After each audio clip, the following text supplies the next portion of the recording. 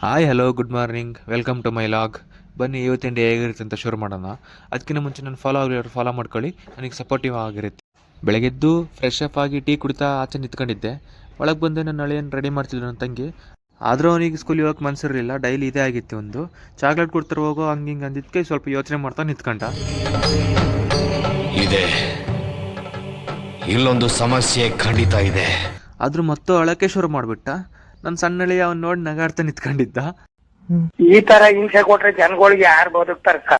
ಆಮೇಲೆ ಆಚೆ ಕರ್ಕೊಂಬಂದು ಶೂ ಹಾಕಿ ಸ್ಕೂಲಿಗೆ ಕಳ್ಸೋಕ್ಕೆ ರೆಡಿ ಮಾಡ್ತಿದ್ಲು. ಇದಕ್ಕೆಲ್ಲ ನೀನೇ ಕಾರಣ ಅಂತಾರ ಭಾರಿ ಖರಾಬಾಗಿ ಕೊಡ್ತಿದ್ದ. ಹಾಗೆ ನಾನು ಹಳೆಯಂಗೆ ಕರ್ಕೊಂಬರೋಣ ಅಂತ ಸ್ಕೂಲ್ ಕಡೆ ಹೊರಟೆ. ಸ್ಕೂಲಲ್ಲಿ ಪೂಜೆ ಬೇರೆ ಆಗಿತ್ತು. ಕೈ ಮುಗಿದು ಸೆಲೆಕ್ಟ್ ಹೊಡೆದು ಈ ಕಡೆ ಬಂದೆ.